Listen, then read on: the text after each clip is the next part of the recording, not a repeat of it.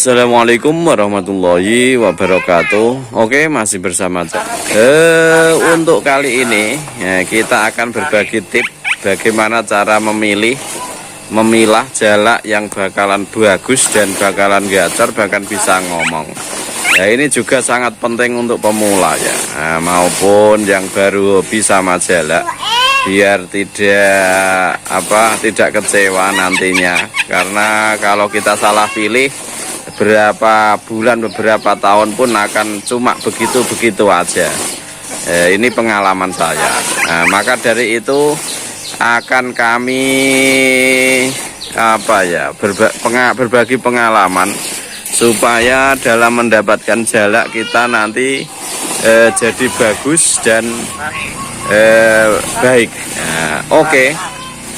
Yang pertama, dalam memilih jalak, usahakan dalam memilih jalak itu pertama kita pilih bodi yang paling besar di antara, kalau memang ada pilihan ya.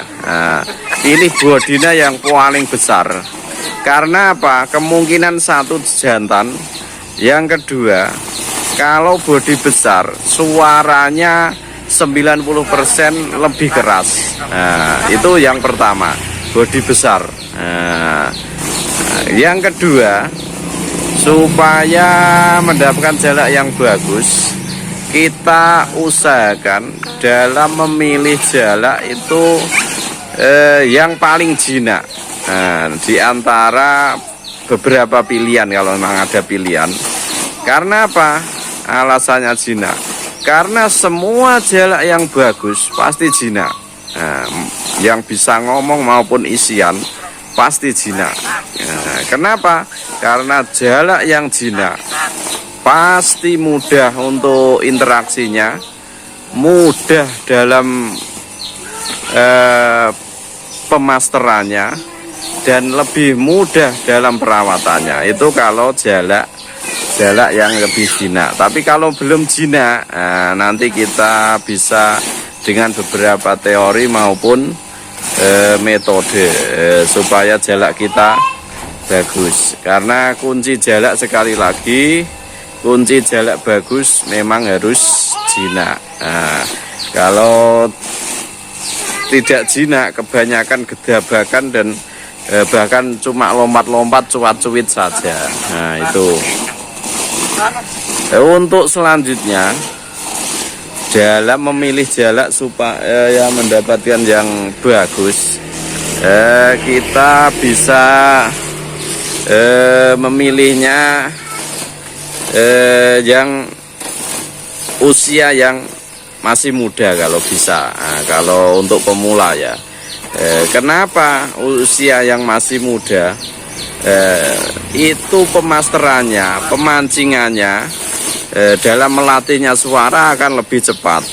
Tapi kalau sudah tua, sampai kapanpun suaranya kalau memang sudah monoton ya cuma itu aja terus. Tapi kalau masih muda, itu kemungkinan besar pun kita akan lebih cepat mendapatkan yang terbaik. Syukur-syukur kita memilihnya itu dari yang piye.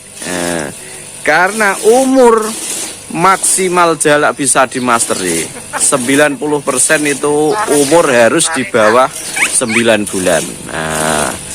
0 bulan sampai 9 bulan. Tapi kalau sudah di atas 1 tahun, semua jalak rata-rata sulit untuk dimasteri maupun sulit dipancing atau dilatih dengan suara isian maupun suara omongan. Itu.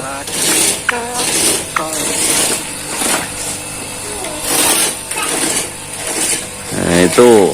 Terus untuk mengetahui jalak muda tua itu gimana? Ini yang juga sering ditanyakan. Untuk mengetahui semua jalak, ini khususnya jalak, itu bisa dari kakinya.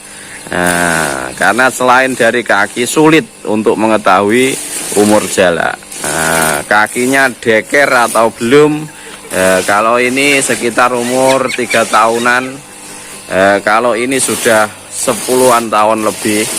karena kita lihat dari kerak kakinya yang sudah panjang dan tebal. Nah, itu karena apa? Kalau kita sudah melatihnya dari kecil, umur 0 sampai 9 bulan, kalau memang bisa ngomong ya sampai tua pun dia akan ngomong terus seperti ini. Tapi kalau tidak bisa, memang sampai tua pun ya akan sulit untuk bisa ngomong. Sulit ya, tidak bisa. Semuanya ya kemungkinan ada, tapi 90% sulit untuk bisa ngomong. Nah, itu alasannya kenapa saya sarankan untuk yang dari piye, sokor-sokor ataupun yang masih muda. Nah, masih muda itu. Untuk selanjutnya ini supaya mendapatkan jala yang lebih bagus, coba kita pilih jalak yang matanya putih. Yang matanya putih, sokor-sokor matanya putihnya putih apa ya itu, yang putih benar-benar putih ya. Seperti ini. Nah, ini mata putih.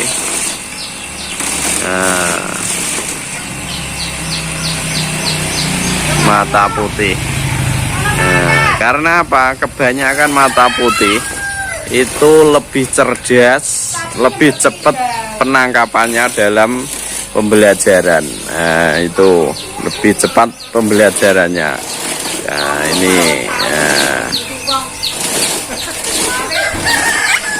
yang semua mata putih akan lebih cepat penangkapannya, lebih cepat pengajarannya, dan lebih cenderung bisa ngomong ya, itu kalau mata putih. Atau memang kalau tidak ada mata kuning juga nggak apa-apa, yang penting kalau bisa dari anakan tadi ya. Semua jalak sebenarnya bisa ngomong, yang penting perawatan dan pemasteran, itu yang penting. Mata kuning putih sebenarnya sama saja, tapi kalau ada pilihan, kita pilih yang putih aja. Itu kita pilih yang putih. Terus yang kuning gimana? Yang kuning juga bagus, tapi rata-rata mata kuning cenderung monok, biasanya cenderung pada itu isian maupun monoton ya, suaranya variasinya lebih sedikit kalau mata kuning ngomongnya. Tapi kalau isian biasanya ya juga juga cepat. Tapi kalau ngomong rata-rata mata kuning itu variasinya cuma sedikit. Kalau bisa mata kuningnya kuning mengkristal ya, itu di pinggirnya ada seperti kristal.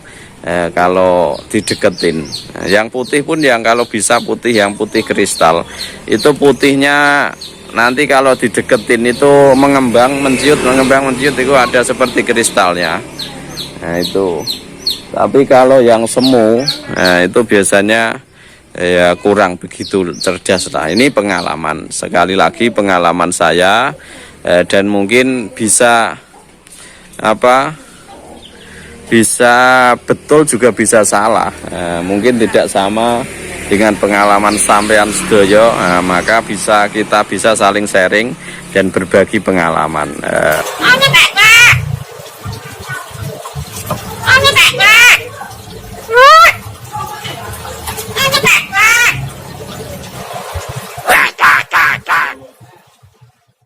Oke, untuk itu kita cukupkan sampai di sini dulu. Kurang lebihnya saya mohon maaf yang sebesar-besarnya. Dari saya, wassalamualaikum warahmatullahi wabarakatuh.